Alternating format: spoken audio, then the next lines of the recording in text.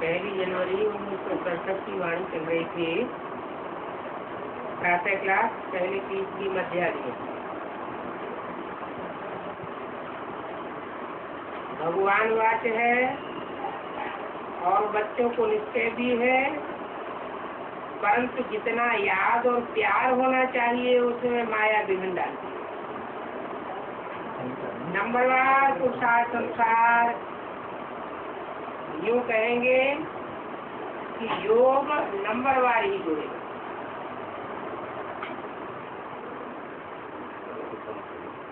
ये अंदर उड़ना लगा रहना चाहिए।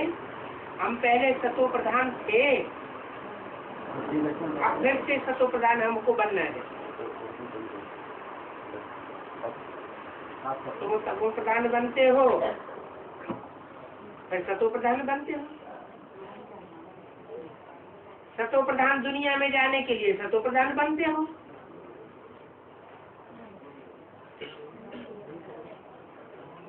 और जो आत्माएं सतो प्रधान बनती हैं, वो दूसरी आत्माएं कोई सतो प्रधान दुनिया में नहीं आवेंगी। तुम सतो प्रधान दुनिया में आओगे। तुम माना कौन है? तुम माना जो सन्मुख बाप के बैठने वाले हैं प्रैक्टिकल में बच्चे, वो सतो प्रधान दुनिया में आवेंगे। और जो सन्मुख बैठने वाले बच्चे नहीं हैं, दूर से सुनेंगे, वो सतो प्रधान दुनिया में नहीं आवेंगे।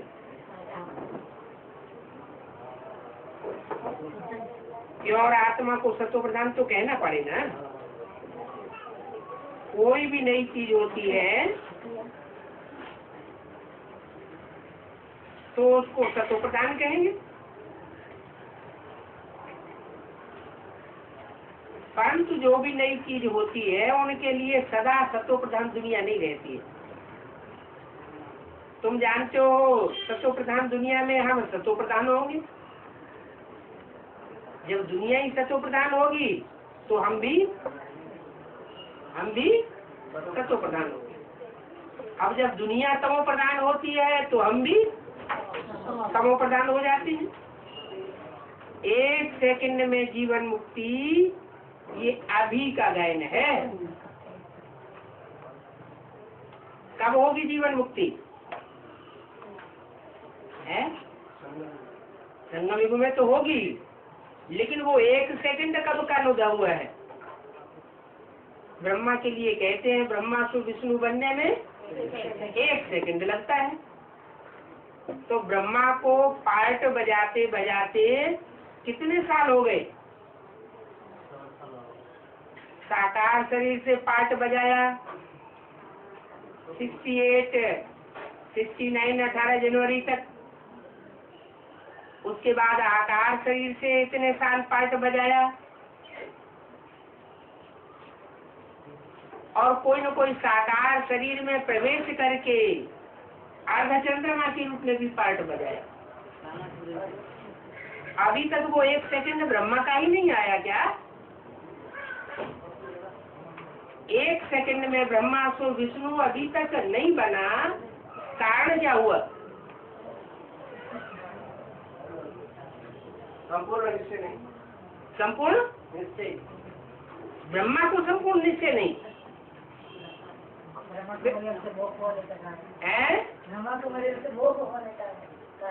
हाँ, नष्टो मोहा स्मृति लब्धा का जो फाइनल पेपर है, उसमें जो पहली आत्मा है सत्य रूपी वृक्ष की, जो पहला पत्ता है, वो ही अभी पास नहीं हुआ। जब तक वो ही नष्टो मोहा न बने, तब तक बाद वाले पत्ते कैसे नष्टो मोहा बन सकते हैं? कोई कहे कि सुप्रीम सोल जिस मुकर्रर रथ में प्रवेश करता है उसको तो बन जाना चाहिए, लेकिन नहीं। फादर सोल सन, बाप अपन को पहले प्रत्यक्ष नहीं करेगा, पहले बच्चों को प्रत्यक्ष करता है। तो बच्चों में पहला बच्चा है कृष्ण की सोल, और कृष्ण की सोल में ही अभी तक नहीं बैठा हुआ है कि गीता का भगवान साकार में कौन। गीता का भगवान सतयुग में पैदा होने वाला कृष्ण बच्चा तो नहीं होगा, ये तो ठीक बात है, क्योंकि वहाँ तो गीता ज्ञान सुनाने की बात ही नहीं। गीता ज्ञान सुनाने की बात तो कौन सी युग की है?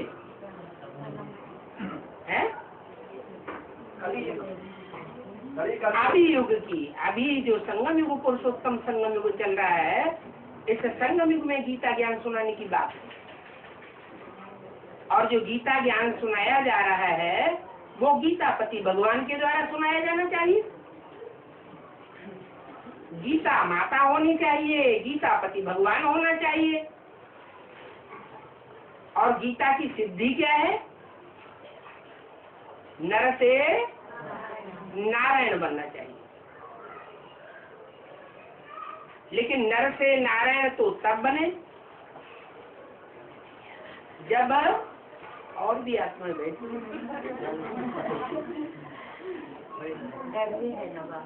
नर से नारायण तो तब बने कि जो सृष्टि का पिता, प्रजापिता नर से नारायण बनने वाला है, वो पहले बच्चों को साथ ले।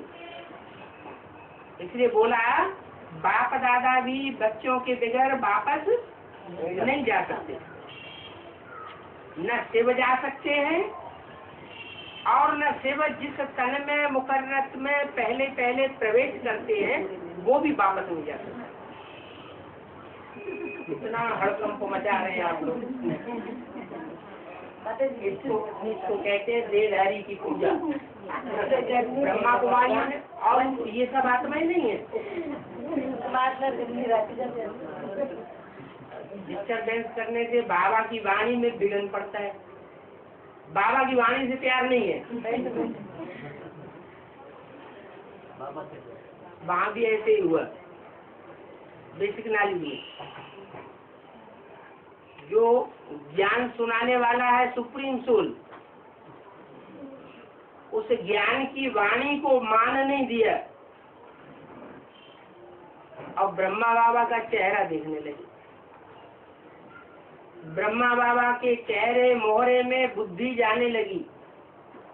मुखवंशावली ब्राह्मण बनना पसंद हो गया, लेकिन मुखवंशावली नहीं बन सके। क्यों नहीं बन सके? क्योंकि मुख से निकली हुई वाणी की तरफ ध्यान नहीं गया। और यहाँ भी ऐसे ही अगर होता रहे एडवांस पार्टी में कि जो मुख से निकली हुई वाणी है, जिसे कहते हैं मुरली, मुरली से प्यार माना मुरलीधर से प्यार, और मुरली से प्यार नहीं तो मुरलीधर से प्यार नहीं। तो यहाँ भी अगर ऐसे ही होता रहा कि शिव जिसमें मुकर्रर रूप से प्रवेश करता है, उस रस से लगाव खूब होता है। मना शिव से लगाव नहीं है, शव से लगाव है। शिव और शव, अगर शिव उसमें प्रवेश न हो तो क्या है? शव है। शिव प्रवेश है तो शिव बाबा है। तो बाबा है ना, हाँ हाँ शिव के पास बाबा है ना। हाँ जी, हाँ जी, बाबा बाबा बाबा तो दुनिया में बहुत होते हैं, लेकिन ये है शिव बाबा। शिव बाबा इसलिए है कि साकार तन में शिव प्रवेश है। तो महिमा सारी किसकी हुई? शिव बाबा की हुई ना। सिर्फ बाबा की महिमा नहीं है, न ब्रह्मा बाबा की महिमा है और न जिस मुकर्रर रस में प्रवेश करता है उसकी महिमा है। महिमा मुकर्रर रस की तब कही जाएगी जब संपूर्ण बन करके नारायण का रूप बनकर संसार के सामने प्रत्यक्ष हो जाए। फिर भले उसे कह दो शिव बाबा, जिसके लिए बोला है सृष्टि पर सदा कायम कोई चीज नहीं है, सदा कायम तो सिर्फ शिव बाबा है। तो शिव बाबा जो संपूर्ण बाप समान स्टेज को प्राप्त कर ले, निराकारी, निरहंकारी, निर्विकारी स्टेज को प्राप्त कर ले और प्राप्त करके अपने कार्य को पूरा कर ले। अभी कार्य पूरा हुआ नहीं है, कब होगा पूरा?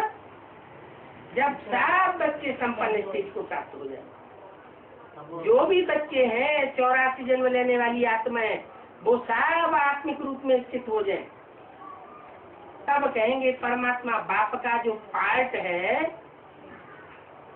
आप समान बनाने का, जैसे बाप आत्मा है सदैव सदा शिव कहा जाता है, वैसे बच्चे भी नंबरवार पुरुषार्थ अनुसार आत्मिक स्थिति में स्थित हो जाए।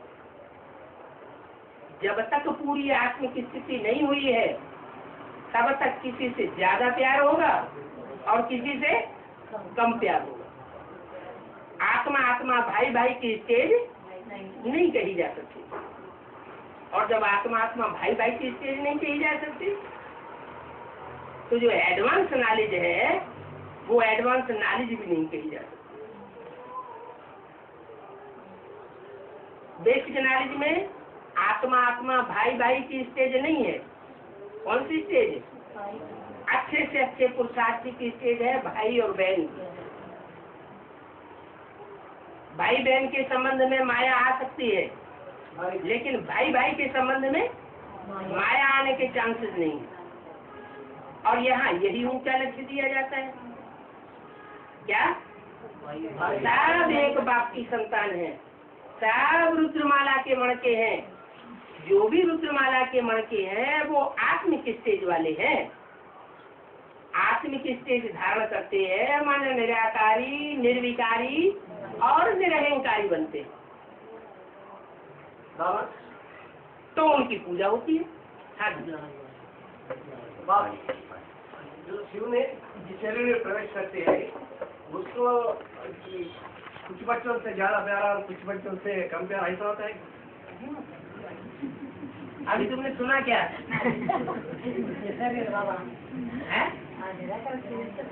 शिव निराकार क्या पार्शियलिटी वाला होता है? निराकार नहीं होते बाबा। और कौन? लेकिन जिस शरीर में वो प्रवेश करता है, जिस शरीर में प्रवेश करता है वो 63 जन्म क्या रहा? 63 जन्म राम की आत्मा या कृष्ण की आत्मा कुछ कर सकी नहीं, कुछ नहीं कर सकी। क्यों? क्योंकि देहभान में रही। देहभान में रहने के कारण दुनिया का कल्याण नहीं कर सकी। अभी कल्याण करने की निमित्त इसलिए बनती है कि बाप की सोल में प्रवेश करती है। कृष्ण के अंतिम जन्म ब्रह्मा के चोले में शिव ने प्रवेश करके माँ के रूप में सहन शक्ति का पार्ट बजाया या कृष्ण की सोल ने बजाया? शिव ने पार्ट बजाया। अगर ब्रह्मा की सोल में ये शक्ति होती तो पहले 63 जन्म में भी बजा के दिखा लेता।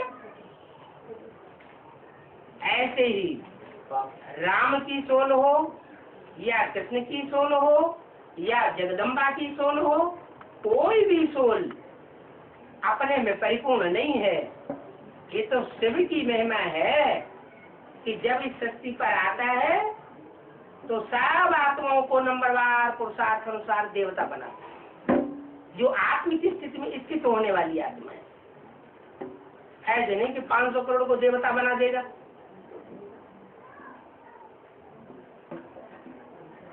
नंबर मुकर्रर है, कितने आत्मिक स्थिति वाले बनेंगे? पक्की आत्मिक स्थिति वाले 4.5 लाख आत्माएं बनेंगे। जो 4.5 लाख आत्माएं हैं जो राधा कृष्ण जैसे बच्चों को जन्म देने वाली है, उन्हें देहभान का बिल्कुल अंश मात्र भी नहीं रहेगा। राधा कृष्ण का स्नेह जो है वो फिर भी आंखों के प्यार तक सीमित है। दृष्टि मात्र का ज्ञान इंद्रियों का शेष इंद्रियों का इसमें है। लेकिन जो उनको जन्म देने वाली आत्मा लक्ष्मी नारायण है, जो डायरेक्ट नर से नारायण बनते हैं, उनमें दृष्टि मात्र तक भी देह भान नहीं होगा। राधा कृष्ण के जो लक्ष्मी नारायण का चित्र है उसमें नीचे राधा कृष्ण है रचना के रूप में, और ऊपर खड़े हैं लक्ष्मी नारायण रचयिता के रूप में। तो लक्ष्मी नारायण एक दूसरे को देख भी नहीं रहे हैं और राधा कृष्ण एक दूसरे को देख रहे हैं। क्यों देख रहे हैं? क्योंकि उनका स्नेह देह की आंखों तक आकर्षित कर रहा है। और जो लक्ष्मी नारायण है वो दृष्टि मात्र से भी परे है, सिर्फ वाइब्रेशन से, देह का नाम निशान नहीं। आंख भी तो देह का अंग है, आंख देह का अंग है या नहीं है? जब देह का अंग है तो सूक्ष्म रूप में देहभान तो करे। अगर सूक्ष्म रूप में सत्य में देहभान न हो, शेष इंद्रियों से भी पैदाइश की बात न हो, तो फिर दो कलाएं भी कम क्यों होती हैं? सत्य में दो कलाएं कम होती है ना, क्यों कम होती है? क्योंकि भले शेष इंद्रियों से संतान पैदा होती है, शेष इंद्रियों के स्नेह से संतान पैदा होती है, लेकिन फिर भी शेष इंद्रियां भी देह का अंग तो है ना, सूक्ष्म इंद्रियां हैं। तो सूक्ष्म इंद्रियों से सूक्ष्म पतन होता है। और जहाँ देह का अंश मात्र भी न हो, सूक्ष्म देह का अभिमान भी न हो, पतन होने की बात ही नहीं। तो जो 4.5 लाख आत्माएं हैं वो तो चढ़ती कला में जाने वाली आत्माएं हैं। कब तक चढ़ती कला में जावेंगी? तब तक चढ़ती कला में जावेंगी जब तक 4.5 लाख राधा कृष्ण जैसे बच्चों का जन्म नहीं हो जाता है। उसके बाद जब 9 लाख सितारे परिपूर्ण स्टेज को प्राप्त कर लेंगे, तब दुनिया का पतन होना शुरू होगा। 9,16,108 आबादी जब हो जाएगी कंप्लीट, तब पतन होना शुरू होगा। उस समय राज्य किसका आ जाएगा? नर से नारायण बनने वाली आत्माओं का राज्य होगा या उनके बच्चों का राज्य होगा? उनके बच्चों का राज्य होगा। जब बच्चों का राज्य होगा तो रचना का राज्य कहा जाएगा। और जो रचना का राज्य है उसमें यथा राजा तथा प्रजा हो। राधा कृष्ण वाली आत्माएं जो दृष्टि से एक दूसरे को रस ले रही है, कृष्ण की दृष्टि राधा में डूब रही है, राधा की दृष्टि कृष्ण में डूब रही है, वो देवभान का सुख तो ले रही है सूक्ष्म रूप में। तो उनके जो बच्चे पैदा होंगे वो भी, जो प्रजा होगी वो भी उसी कैटेगरी की। माना उस समय से गिरती कला शुरू हो जाती है सृष्टि में, देखने में नहीं आ रही, इसमें बहुत सूक्ष्म पतन है। 1250 वर्ष में सिर्फ 2 कलाएं कम होती है, और त्रेता में 1250 वर्ष में सिर्फ 6 कलाएं कम होगी। माने टोटल जो स्वर्ग की दुनिया है, सत्युग त्रेता वाली दुनिया है, उसमें 8 कलाएं कम होंगी। 8 कलाएं जब कम हो जाती हैं तो आधा पतन हो जाता है आत्मा का। और जब आधा पतन हो जाता है तो सृष्टि में परिवर्तन आता है।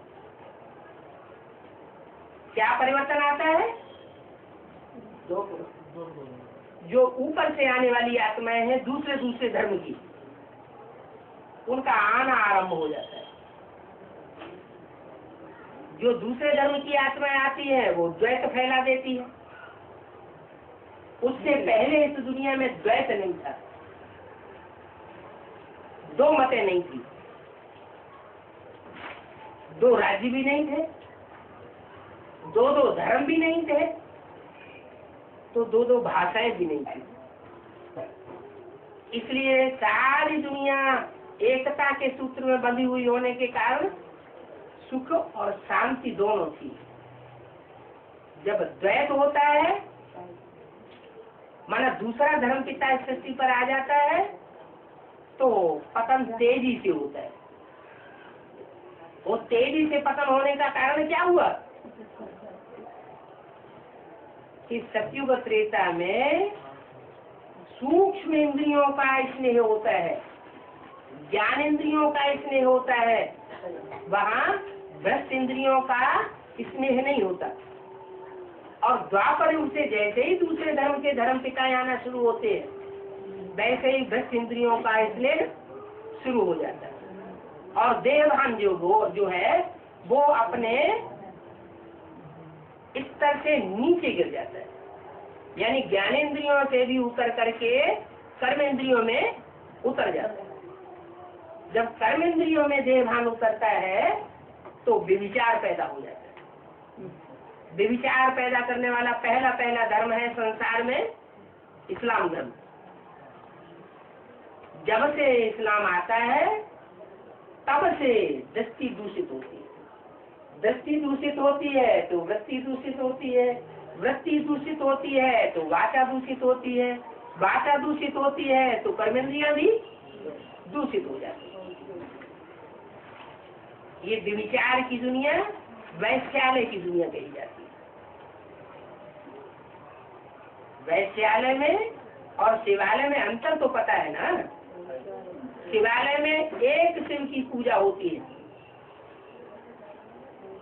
सब देवताएं चारों तरफ बैठे हुए हैं, बीच में शिव है। किसको याद कर रहे हैं? एक शिव को याद कर रहे हैं। उसे कहते हैं वैश्या का आलय। आलय माने घर। उसके अपोजिशन में, किसके अपोजिशन में? शिवालय के अपोजिशन। शिवालय में सब एक को याद करते हैं, एक की मान्यता करते हैं। और वैश्यालय में वैश्या को क्या करना पड़ता है? अनेकों को याद करना पड़ता है, अनेकों की चिरौरी करनी पड़ती है, अनेकों को मान्यता देनी पड़ती है, अनेकों की बात माननी पड़ती है। तो उसको कहा जाता है वैश्यालय। अभी बाप आए हैं, जो धर्म गुरुओं ने, धर्म पिताओं ने आकर के इस सृष्टि को वैश्यालय बना दिया, उस वैश्यालय की सृष्टि को फिर से शिवालय बनाने आए। तो जो फिर से शिवालय सृष्टि बन रही है, उस शिवालय बनने वाली सृष्टि में हमें क्या करना है? शिव को याद किस लिए करना है? शिवालय बनाने के लिए शिव को याद करना है। जैसे को याद करेंगे वैसे ही हमारे वाइब्रेशन बनेंगे, हमारी बुद्धि भी वैसी ही बनेगी।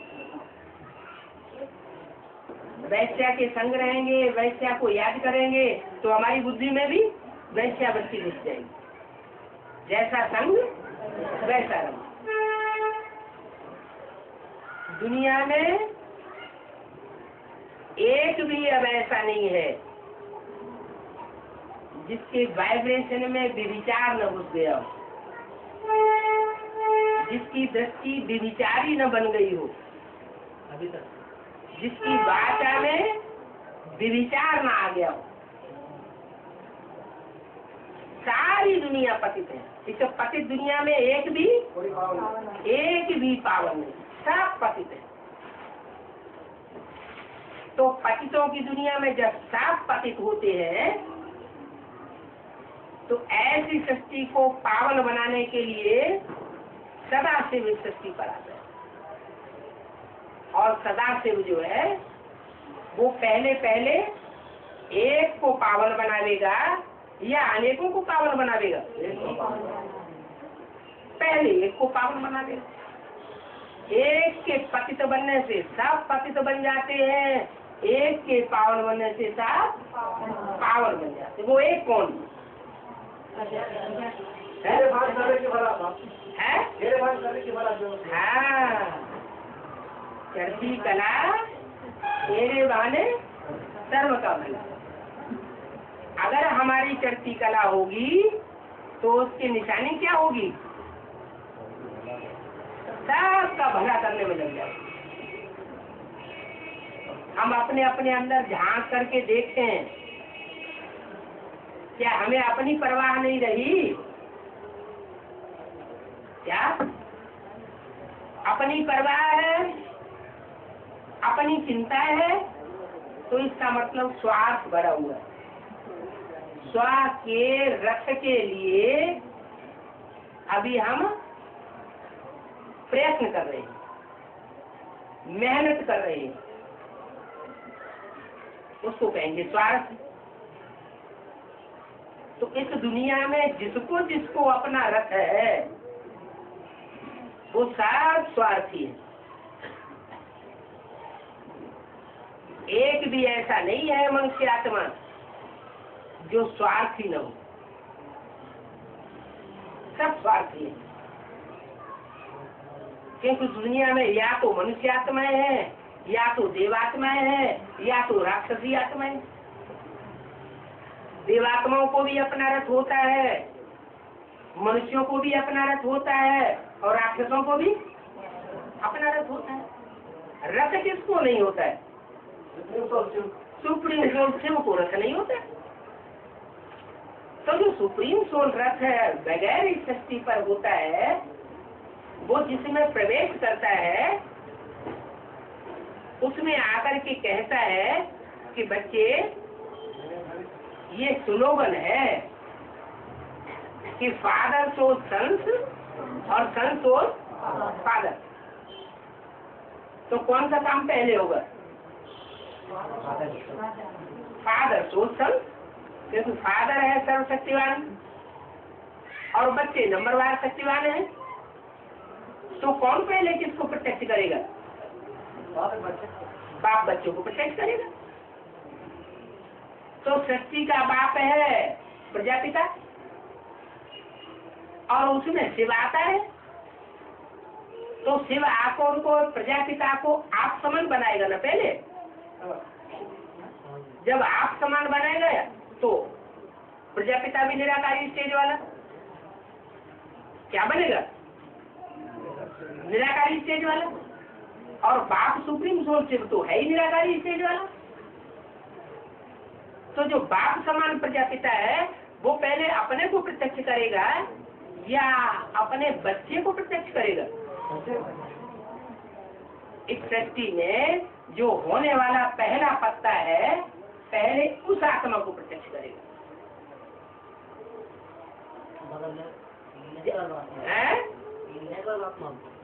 जब तक वो आत्मा संसार में प्रत्यक्ष न हो संपन्न रूप में, तब तक कोई काम नहीं हो सकता। इसलिए कृष्ण की सोल को मस्तक में, भले अधूरा चंद्रमा है, मस्तक में बैठाया हुआ है। क्या मस्तक में बैठाया हुआ है? माना बहुत मान है, बहुत आस है कि एक के पावन बनने से सब पावन बन जाएंगे। गंगा को भी मस्तक में बैठाया। गंगा को बिठाया है, लेकिन गंगा भी तो अंत में प्रत्यक्ष होगी। गंगा आदि में प्रत्यक्ष होती है या अंत में प्रत्यक्ष होती है या मध्य में? अंत में प्रत्यक्ष होती है। गंगा फिर भी गंगा है। गंगा में ये नहीं कहेंगे कि शिव ने प्रवेश कर लिया। जो गंगा है उसमें कोई कह नहीं सकता कि शिव ने प्रवेश किया। गंगा तो फिर भी नदी है। जैसे जड़ नदियां होती हैं पानी की, वैसे चैतन्य ज्ञान की गंगा है कोई, यह ज्ञान गंगाएं हैं। लेकिन गंगाओं में और परमात्मा पाठ में बहुत अंतर है। गंगा जो कुछ भी बोलेगी वो नया नया ज्ञान सुनाएगी या सुना हुआ पुराना ज्ञान सुनाएगी? पुराना ज्ञान सुनाएगी। माने मंथन किया हुआ मक्खन नहीं निकलेगा। और शिव आकर के जो कुछ सुनाते हैं वो सब नया सुनाते हैं। नए ज्ञान से नई सृष्टि रची जाती है और पुराने ज्ञान से पुरानी सृष्टि रची। हाँ, गंगा के लिए इतना है, अगर बाप के कनेक्शन में है तो गंगा भी पतित पावनी बन सकती है। नदियों का कनेक्शन अगर सागर से नहीं है तो नदी भी क्या बन जाती है? नाला बन जाती है। सागर से कनेक्शन है तो नदी जो है वो स्वर्ग की दुनिया स्थापन करने वाली बन जाती है।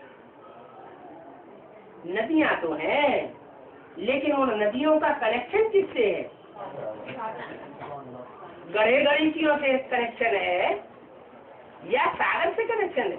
नदी भी जब सागर में पहुंचती है तो जितना भी कचरा लाती है अपने साथ, मिट्टी का कचरा तो पड़ता है ना, वो सारा कचरा सागर में समा जाता है। कचरा सागर में समा जाता है और नदी भी स्वच्छ हो जाती है। वो पानी फिर स्वच्छ होकर के बादलों के रूप में सागर से ऊपर उठता है, ऊपर जाता है, पहाड़ों से टकराता है, फिर नदी बनकर के बहता है। वो शुद्ध जल होता है। शुद्ध जल ऊंची स्टेज में से आता है तो जब मैदान में आता है तो उसमें फिर कचरा पड़ता है। ये क्रम चलता रहता है। तो नदियों में प्रदूषण पड़ता है, सुप्रीम सोल में प्रदूषण नहीं पड़ सकता। एक ही सोल ऐसी है जिसको संग का रंग नहीं लगता, बाकी सबको संग का रंग लगता है। सागर का पानी क्यों खारा? सागर का पानी खारा भी होता है और सागर का पानी मीठा भी होता है। क्या ऐसा नहीं कि सागर हमेशा खारा ही खारा है? सागर मीठा भी है और सागर खारा भी है। गल्फ स्ट्रीम धारा है गर्म पानी की, उसमें मीठा जल भी बहता है। तो कहीं सागर खारा है, कहीं सागर मीठा है। मीठों के लिए मीठा है और खारों के लिए खारा। इस दुनिया में खारी आत्माओं की संख्या ज्यादा है या मीठी आत्माओं की संख्या ज्यादा है? खारी आत्माओं की संख्या ज्यादा है। तो चारों तरफ समुद्र का जल भी खारा ही खारा दिखाई पड़ता है। थोड़ा हिस्सा ऐसा भी है जहाँ मीठा जल है, जैसे उत्तरी ध्रुव और दक्षिणी ध्रुव, नॉर्थ पोल और साउथ पोल पर ऊंचे ऊंचे समुद्र में पहाड़ बने हुए है, तो वो भी सागर, लेकिन वो पहाड़ों जैसा जो पानी है वो मीठा पानी है, खारा पानी नहीं। जब पृथ्वी का बैलेंस डोलेगा, एटम बम फटेंगे, तो वो पहाड़ जो मीलों ऊंचे लंबे पहाड़ है, नॉर्थ पोल और साउथ पोल है, वो सब टूट टूट करके सागर में गिरेंगे और सब कुछ परिवर्तन हो जाएगा। कोई कहे अभी परिवर्तन क्यों नहीं होता? तो अभी परिवर्तन इसीलिए नहीं होता है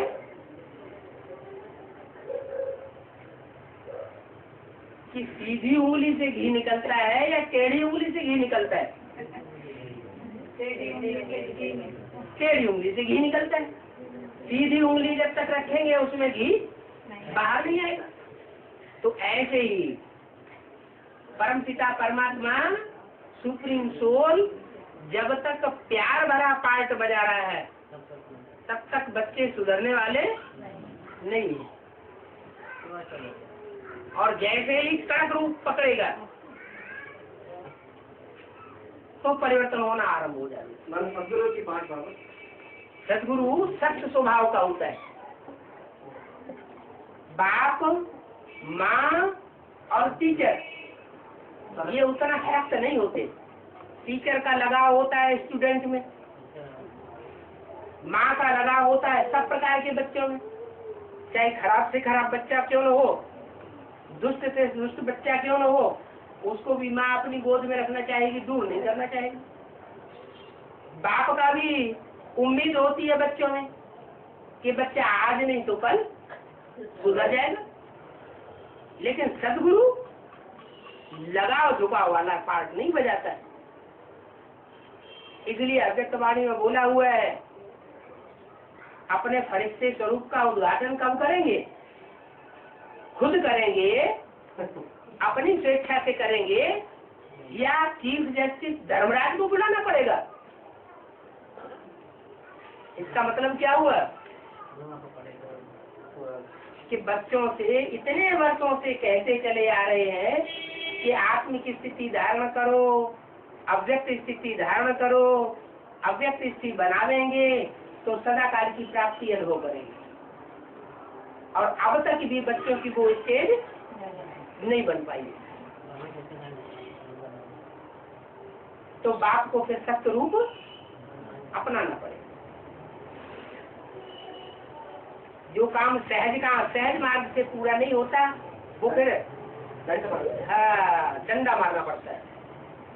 क्योंकि सारी दुनिया क्या बन गई? नियम तो बता दिया। क्या नियम बता दिया? देवताएं इशारे से समझते हैं, मनुष्य बार बार कहने से समझते हैं, और राक्षस बार बार कहने से भी नहीं समझते। तो आज सारी दुनिया में सब क्या बन गए? राक्षस बन गए। राक्षसी दुनिया, और राक्षसी दुनिया में राक्षसों के संग में रहते रहते देवात्माएं भी राक्षस बन गई। तो ऐसों को परिवर्तन करने के लिए परमात्मा बाप को फिर सत्य रूप पकड़ना पड़ता है। 108 को भी वो सदगुरु की बात है। 108 को भी वो सिर्फ 8 ही ऐसे हैं जो सजाएं नहीं खाते, बाकी सब सजाएं खाते हैं। भले 108 में 100 जो है वो राजाएं तो बनेंगे, लेकिन वो सब सजा खाने वाले राजाएं होंगे। बिना सजा खाए राजा नहीं बनेंगे, अपने पाप कर्मों को पूरा भस्म नहीं कर पाएंगे।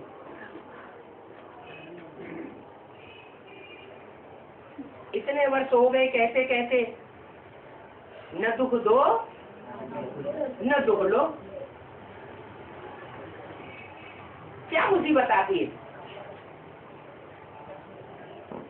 क्यों ऐसी स्थिति नहीं बन पा रही? चलो, बहुत से लोग इस स्थिति में तो पास हो जाते हैं कि दूसरों को दुख नहीं देते, दूसरों को दुख देते नहीं हैं। ऐसा प्रयास करते हैं, ऐसा पुरुषार्थ करते हैं कि दूसरों को दुख नहीं देंगे, लेकिन दूसरों से दुख ले लेते हैं। दूसरों से दुख मिलता है तो चेहरा लटक जाते हैं। कोई ने कड़क भाषा बोल दी, कड़वी भाषा बोल दी और चेहरा लटक जाता है। भले बाबा ने बता दिया है, एक कान से सुनो दूसरे कान से निकाल दो। फिर क्या ऐसा प्रैक्टिकल होता है? एक कान से सुन करके दूसरे कान से निकालना हो पाता है? नहीं हो पाता। 1-2 बार हो जाएगा, फिर भूलना शुरू हो जाता है। तो बाप कहते हैं कि मैं बाप भी हूँ, टीचर भी हूँ, और अंत में सदगुरु भी। सदगुरु के लिए ये गायन है, सदगुरु निंदक ठौर न पाए। कौन सा ठौर है? वो कौन सा ठौर है जो सदगुरु की निंदा कराने वाला ठौर नहीं पाता? बाप के साथ नहीं है, ऐसी 8 आत्माओं के अलावा जो भी आत्माएं हैं, जो 8 आत्माओं का संगठन बनेगा, वो पहला ऐसा संगठन बनेगा जिसमें वो आत्माएं प्रवेश नहीं कर सकेंगी, क्योंकि नंबरवार बाप की निंदा कराने वाली बनी, और जितनी ही निंदा कराने वाली बनेंगी उतना ही दूर हो जाएंगे। तो उनको टाइम लगेगा संपन्न बनने में, पाप ही करती रहेंगी।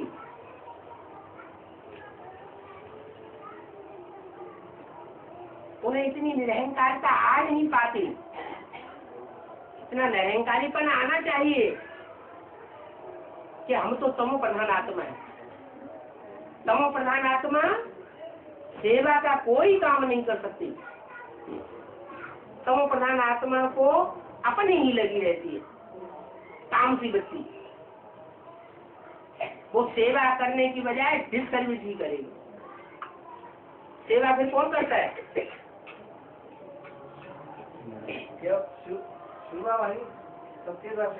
शिव बाबा बाप के साथ मिलकर के सेवा करता है, और एक है, एक होते हुए भी कंबाइंड है। उसको कहते हैं बाप दादा। बाप दादा कंबाइंड होकर के सर्विस कर रहे हैं। हम आत्माएं सेवा करने वाली नहीं है। अहंकार जब तक खत्म नहीं होता है तब तक वो हमको अहंकार तंग करता है। बजाय हम दूसरों को सुख देने के दुखी हो जाते हैं। अभी तो अध्यक्षवाणी में कितनी बार बोला है, कुछ नहीं करना है। क्या करना है? दुआएं दो और दुआएं लो। लेकिन अंदर जो ईर्ष्या देश भरा हुआ है, वो दुआएं देने और दुआएं लेने की स्टेज धारण करने देता है? नहीं धारण हो पाती। कहीं न कहीं मन के अंदर जो नजदीकी लोग हैं उन्हीं के प्रति ईर्ष्या देश आता रहता है। तो आखिर ये कब खत्म होगा? जब डंका बजेगा तो सब अलर्ट हो जाएंगे। वैसे भी आजकल के जो समझदार नेताएं हैं वो ये समझने लगे हैं कि इस देश की स्थिति सुधरने वाली नहीं है जब तक मार्शल लॉ लागू न हो। एक भारत देश ऐसा है जहां अभी तक भी मार्शल लॉ शुरू नहीं हुआ है। मिलिट्री शासन नहीं हुआ। इमरजेंसी हुई लेकिन मिलिट्री शासन नहीं हुआ। पाकिस्तान में बार बार मिलिट्री शासन होता है। उनका जो धर्म ग्रंथ है कुरान शरीफ,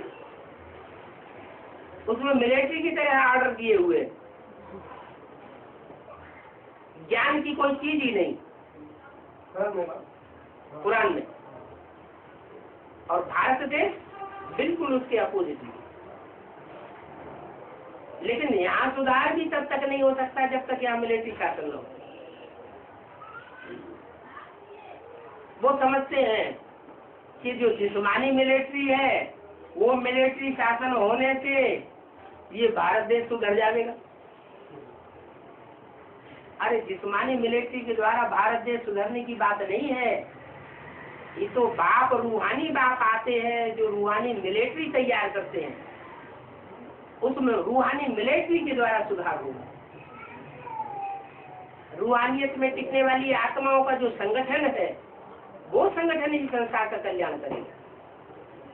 पहले छोटा रूप होगा, जिसके लिए बोला हुआ है एक भी पावरफुल संगठन तैयार होने पर एक दूसरे ग्रुप को खींचते हुए अंत में 108 की माला का संगठन एक हो जाएगा। तो इसका मतलब क्या हुआ कि 108 की माला का संगठन वो तो बाद में बनेगा, लेकिन उससे पहले छोटे छोटे ग्रुप बने हुए होंगे। कितने ग्रुप होंगे? 12 के 9 ग्रुप स्पष्ट नजर आवेंगे।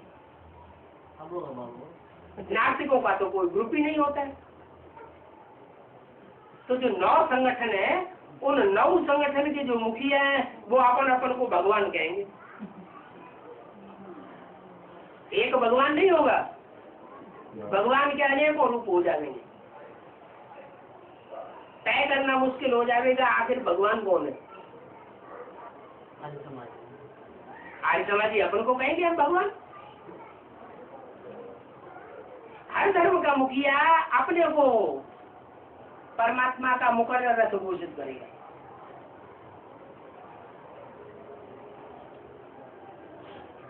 तो जो ज्योतिषियों ने जो घोषणाएं की हैं, उन घोषणाओं में भी ये बात आई है कि जब सारी सृष्टि में विप्लव होता है तो 9 ग्रह आपस में टकराते हैं। क्या वो तो उन जड़ ग्रहों को समझ लेते हैं। उन जड़ ग्रहों की तो बात ही नहीं है। पहले तो यहाँ चैतन्य ग्रह नक्षत्र हैं।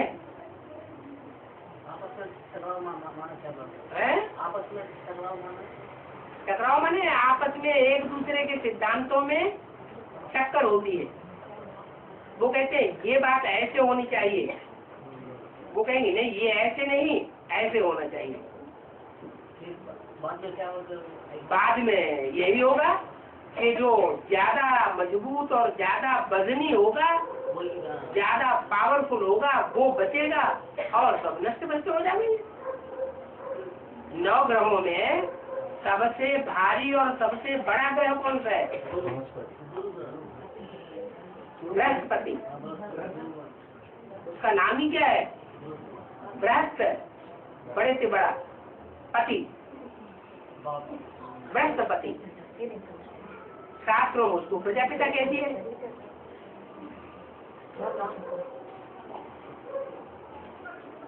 वो शिव बाबा ने उसे प्रजापिता कह दिया है और शास्त्रों में उसे प्रजापति कह दिया है।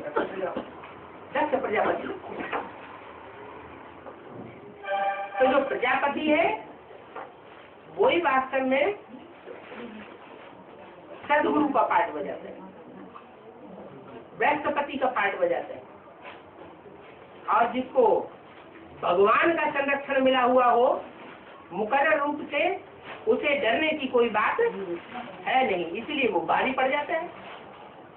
भारी पड़ जाने के कारण जो और ग्रह टकराते हैं उनकी टक्कर का उसके ऊपर कोई असर नहीं पड़ता। तो बाकी ग्रह नक्षत्र सब टकरा के खलास हो जाते हैं। खलास होने के बाद उसमें मर्ज हो जाते हैं, सरेंडर हो जाते हैं। और अभी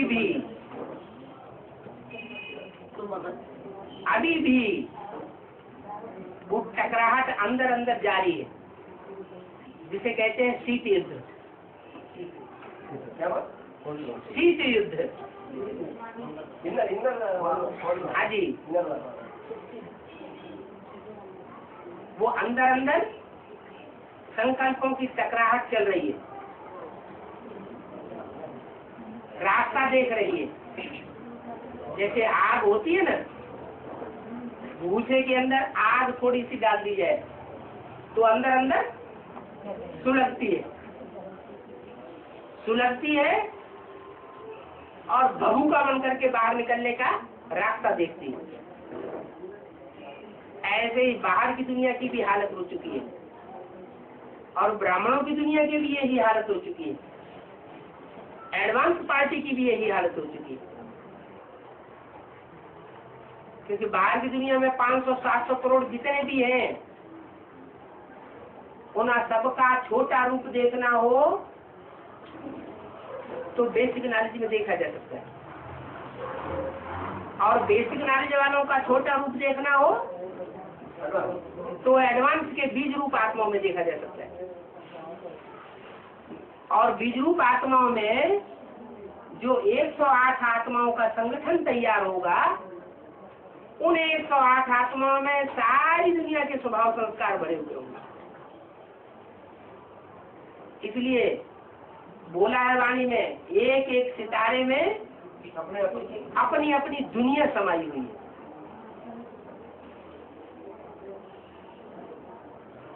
वो ज्योतिषी समझ लेते हैं कि वो जड़ सितारों में कोई दुनिया होगी, तो शास्त्रों में लिखा हुआ है, उसके आधार पर आज के वैज्ञानिक ग्रहों उपग्रहों में जाने की कोशिश कर रहे हैं, लेकिन उन्हें सफलता मिलने वाली नहीं है। क्यों? क्योंकि दूसरे ग्रह उपग्रहों में कोई जीवन नहीं है। ये तो सिर्फ पृथ्वी ग्रह है, जिस पृथ्वी ग्रह में जीवन है, और कोई भी ग्रह उपग्रह में जीवन नहीं है। क्यों नहीं है? मालूम नहीं?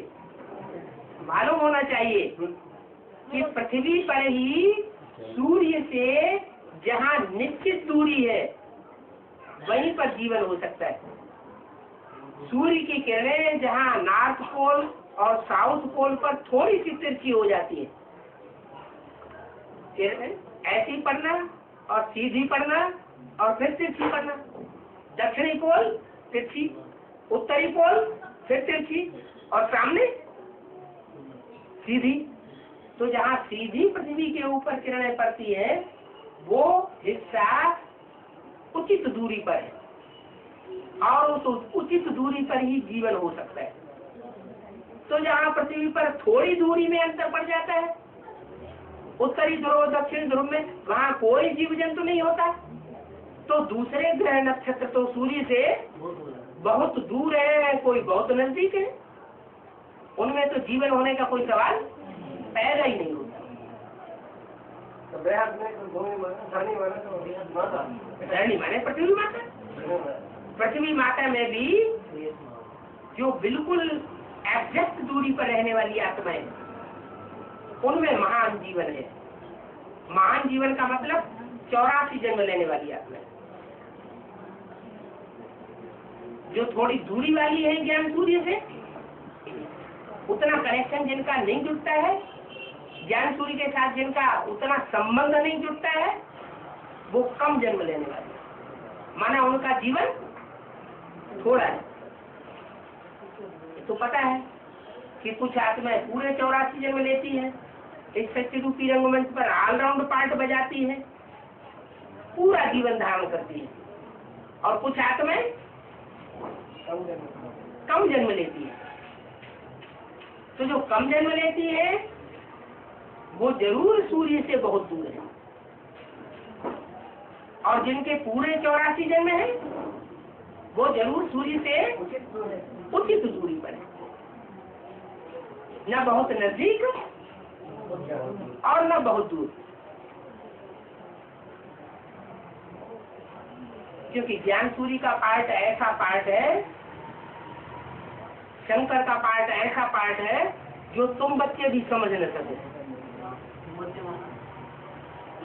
जो भी बाप के 84 जन्म लेने वाले बच्चे हैं, जो भी आत्मिक स्थिति में आत्मिक स्थिति को धारण करने में परिपक्व होने वाले बच्चे, वो बच्चे भी नहीं समझ सकते। माने बाप के जो सन्मुख बैठ करके पढ़ाई पढ़ते हैं वो भी नहीं समझ सकते। उनकी भी बात छोड़ो, जो मेरे साथ रहने वाले हैं प्रैक्टिकल में शरीर के साथ, वो भी मेरे को नहीं पहचान पाते।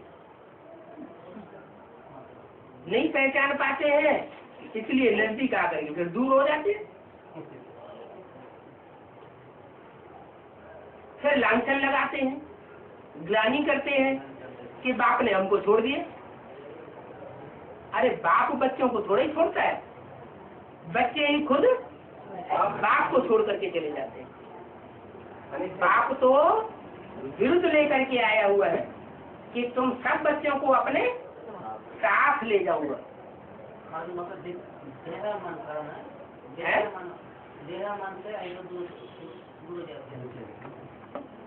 दूसरे धर्मों का जो छिलका चढ़ा हुआ है देह अभिमान का, वो उनको पूरा निश्चय नहीं बैठने देता। निश्चय अनिश्चय का चक्र तो चलता है ना। कितने साल हो गए यज्ञ को?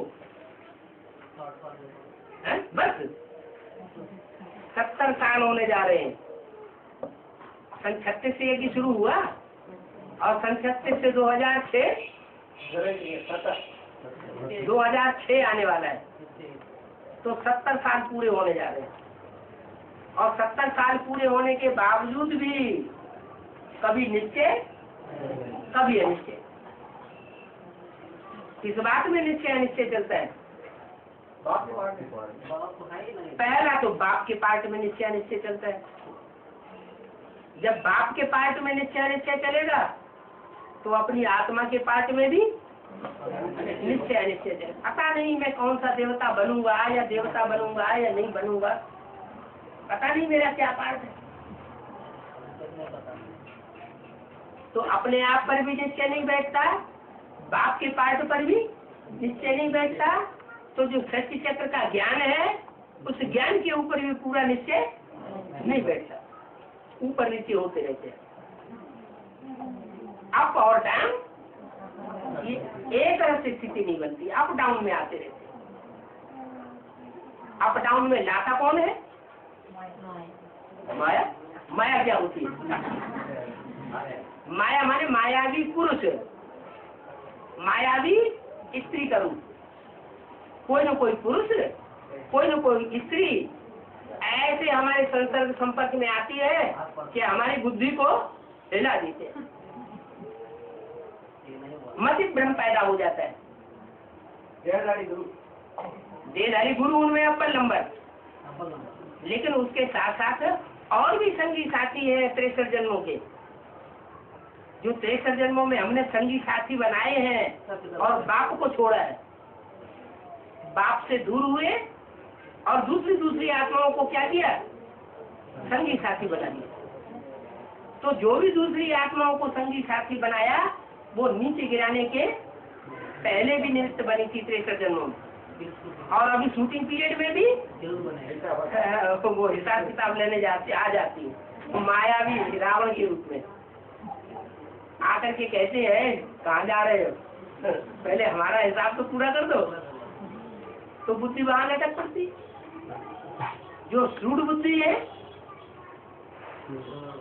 वो उन सबसे बुद्धियों को हटाते हुए, भले वो कर्जा लेने के बार बार आते हैं कि हमारा हिसाब पूरा करो, तो वो कहते हैं हाँ करेंगे, बाद में करेंगे, अभी करते हैं, और अपना बाबा की याद में लग जाते हैं। बाकी जो इसी गहराई तक ज्ञान को नहीं जानते हैं वो फिर उसमें उलझ जाते हैं। अज्ञानता के कारण उलझना होता है। जिसमें बाप का पूरा ज्ञान है वो फिर इधर उधर उलझेगा नहीं। ज्ञान जो है वो जानकारी को कहा जाता है। जानकारी किसकी? बाप है। सत्य की। सब बाप है। बाप सत्य है, सारी दुनिया झूठी है और एक सत्य है। तो जो एक सत्य है उसकी पहचान भी होनी चाहिए। ऐसे नहीं बिंदी सत्य है, बिंदी के सत्य और असत्य होने से कुछ बनता बिगड़ता नहीं है। वो बिंदी जिस मुकर्रर रथ के द्वारा सत्य पार्ट बजा रही है उस मुकर्रर रथ को पहचानना और पहचान करके उसकी मत पर चलना। जीवन की डोर उस एक के हाथों में सौंपना। ये जीवन रूपी नैया का खिवैया एक को बनाना। अगर औरों के पंजे में फंस जाते हैं तो जीवन रूपी नैया हिलेगी डुलेगी जरूर। अभी बाप कहते हैं बच्चे तुम 63 जन्म कितने लोढ़े खाए इन गुरुओं के चक्कर में। मनुष्य मत पर चलकर, मन मत पर चलकर कितनी दुर्गति हुई। अभी मैं डायरेक्ट आया हुआ हूँ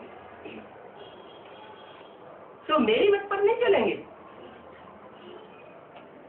कैसे कैसे कितने साल हो गए? 70 साल हो गए। और अभी भी या तो मनमत अपनाए लेते हैं या तो मनुष्य मत अपनाइए। एक को न पहचान पाते हैं और न एक की मत पर चल पाते हैं। ये पता है ना कि बच्चे का ऐसा है ये पता अभी तक बने है ना, इसलिए बच्चे को ऐसा है ना, नहीं पता है ना। पहली पत्ता जो है वो अभी तक वैसा नहीं बना है, वो ऐसा बोल रहे हैं। वो पहला पत्ते के ऊपर तो सारा ही बाजार चल रहा है। वो पहला पत्ता सबसे जास्ती निश्चय में आता है। जो सबसे जास्ती निश्चय में आता है, उसका अगर सुधार हो जाए, उसकी बुद्धि में बैठ जाए कि गीता का भगवान शिव नहीं है, वो गीता का भगवान कृष्ण नहीं है, गीता का भगवान शिव शंकर भोलेनाथ है, इतनी बात बुद्धि में नहीं बैठती।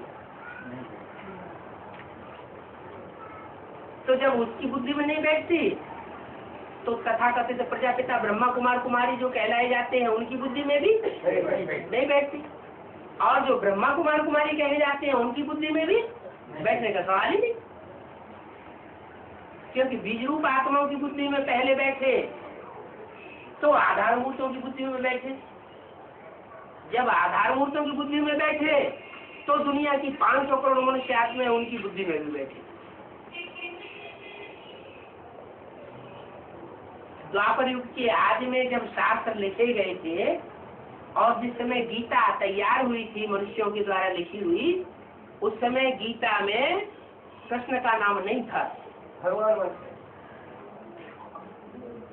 कृष्ण का नाम जो कृष्ण के फॉलोअर्स हैं, कृष्ण के भगत हैं, उन भक्तों ने कृष्ण का नाम बाद में ऐड कर दिया,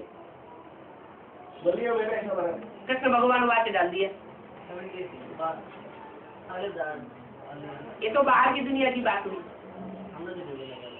इस बात को जो विदेशी विद्वान हुए हैं उन्होंने अपने शास्त्रों में लिख भी दिया है, अपनी रिसर्च ग्रंथों में लिख दिया है कि श्रीमद् भगवत गीता पहले निराकारवादी रचना थी, बाद में इसमें कृष्ण का नाम डाला गया। फॉरेन वाले जो विद्वान हुए हैं उन्होंने लिख दिया, उन्होंने सच्चाई को पहचान लिया। वो भगवान को भी पहचान लेते हैं, भगवान को पहचानते हैं तो भगवान को पहले प्रत्यक्ष करते हैं। तो यहाँ भी ऐसे ही शूटिंग होगी। जो बाप के डबल विदेशी बच्चे हैं, डबल विदेशी, वो डबल विदेशी बच्चे बाप को पहले पहचान करके गीता का भगवान कौन है उसका फैसला कर लेते हैं, और उस फैसले को ब्राह्मणों की दुनिया में फैलाते हैं कि गीता का भगवान दादा लेखराज कृष्ण की सोल उर्फ ब्रह्मा बाबा नहीं, वो साकार में गीता का भगवान नहीं है। गीता का भगवान तो वास्तव में निराकारी चीज को पकड़ने वाला शिव शंकर भोलेनाथ। गीता में ढेर सारे ऐसे श्लोक आए हुए हैं मनुष्यों की लिखी हुई गीता में, जिससे ये साबित होता है कि गीता निराकारवादी रचना थी। जितने भी धर्म पिताएं आए, जो भी धर्म पिताएं आए, उन सब ने जो धर्म स्थापन किए हैं उनमें एक भी धर्म पिता ऐसा नहीं जो निराकारी स्टेज वाला ना हो। महात्मा बुद्ध के चेहरे को ध्यान से देखो, उनके चेहरे को देखने से ही निराकारी स्टेज झलकती है। क्राइस्ट के चेहरे को ध्यान से देखिए, चेहरा देखने से ही मालूम पड़ता है कि उनकी आत्मा इस दुनिया में नहीं है, जैसे कि निराकारी लोक में सुप्रीम अबोर्ड में रखी हुई है। ऐसे ही शंकराचार्य, ऐसे ही गुरु नानक, उनके चेहरे ही बता रहे हैं कि निराकारी स्टेज वाले। सभी धर्म पिताएं निराकारी स्टेज वाले होते हैं। निराकारी स्टेज वाले बीज, बीज माना बाप को। बाप का काम क्या होता है? बीज डालना बाप का काम होता है। तब षष्ठी पैदा होती है। तो बीज को ही बाप कहा जाता है। इसलिए गीता में कहा गया अहम बीज प्रदप पिता, मैं बीज बोने वाला पिता हूँ। यहाँ तो ज्ञान का बीज बोने वाला पिता है। इस सृष्टि में ज्ञान का बीज कौन बोता है? असली ज्ञान कहा जाता है सच्चाई को। सच्चाई का असली ज्ञान सिवाय परमपिता परमात्मा के और कोई मनुष्य मात्र दे ही नहीं सकता। तो वो सच्चा बीज है, पहला बीज है सृष्टि का। और धर्म पिताएं तो नंबरवार बीज है। वो है सृष्टि का आदि बीज, सारी सृष्टि का पिता। वो अपने अपने धर्म के पिता हैं। और ये सभी धर्म और धर्मावलंबियों का पिता है, सारे विश्व का पिता। विश्व माना सारा संसार।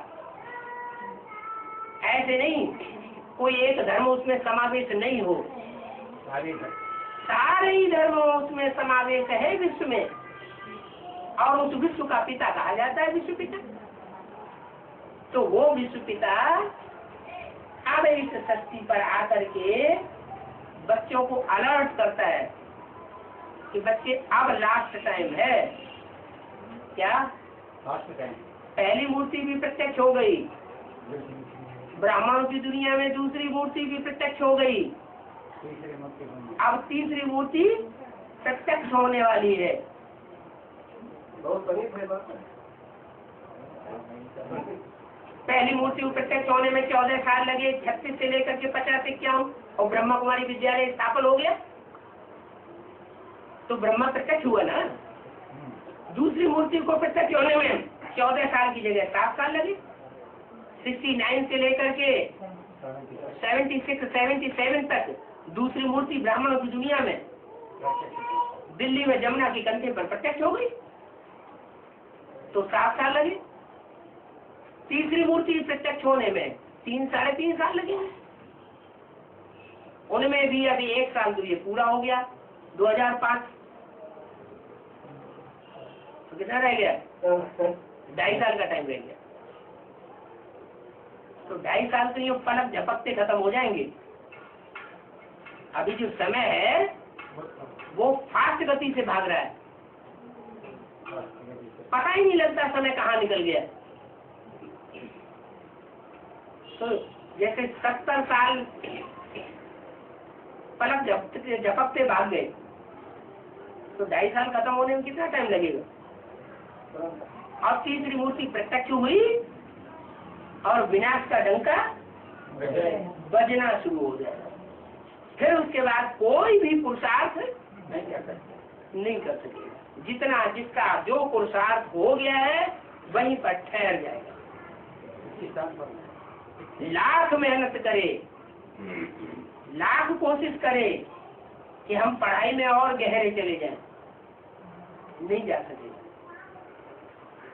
दिव्य गुणों की धारणा में आगे बढ़ना चाहे, नहीं बढ़ सकेगा। याद की यात्रा में और भी प्रैक्टिस करना चाहे, नहीं कर सकेगा। भाग दौड़ का टाइम आ जाएगा, सारी दुनिया में भगदड़ शुरू हो जाएगी।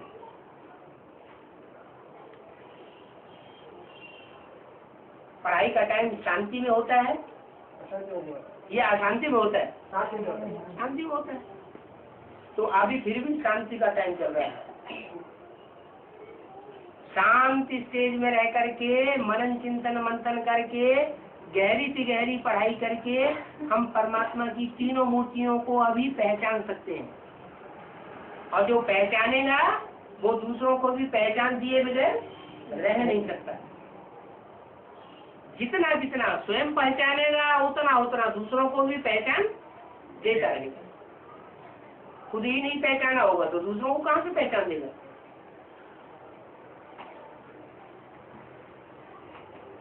ओम शांति।